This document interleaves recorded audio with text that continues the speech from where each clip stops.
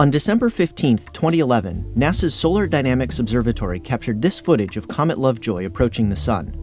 An hour later, it watched as Lovejoy came around the far side of the Sun and began its long trip back to the outer reaches of the solar system. Other NASA spacecraft, such as SOHO and Stereo, also saw Lovejoy's close encounter. Lovejoy marked one of the few times that orbiting telescopes have been able to watch a so-called sun-grazing comet survive its trip around the Sun.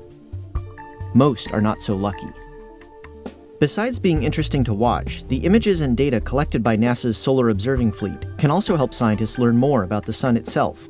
One of the biggest features that comets help reveal is the Sun's magnetic field. Since magnetic fields are invisible, we can only observe them indirectly, like using iron filings over a bar magnet.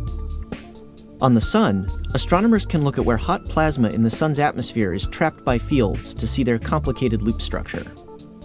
But farther away from the Sun, where the plasma is less dense, this approach doesn't work.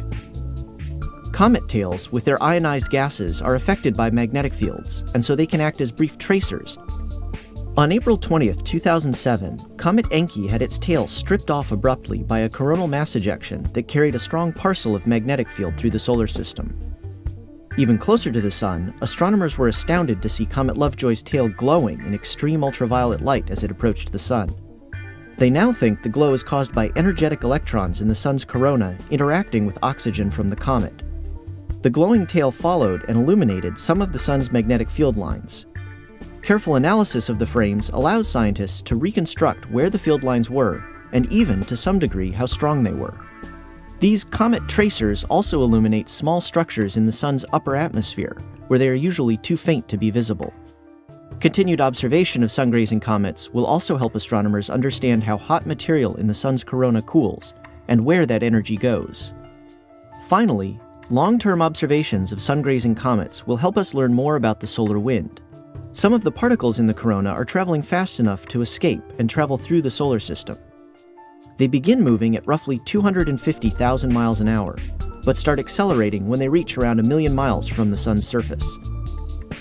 By 5 million miles out, they are traveling at up to 1 million miles per hour. The exact mechanism for this acceleration is not known.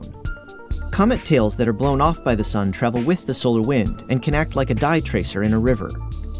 Because they are made of different materials than the usual solar wind, they are distinct and easy to pick out, so they can show exactly how the acceleration unfolds.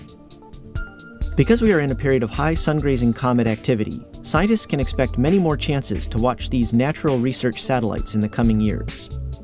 In fact, another large comet is expected to have a close solar pass on November 28, 2013. This comet is roughly the size of Hale-Bopp, so it should give quite a show. It will also undoubtedly be a treasure trove of information for scientists, and who knows what new solar secret it might unlock.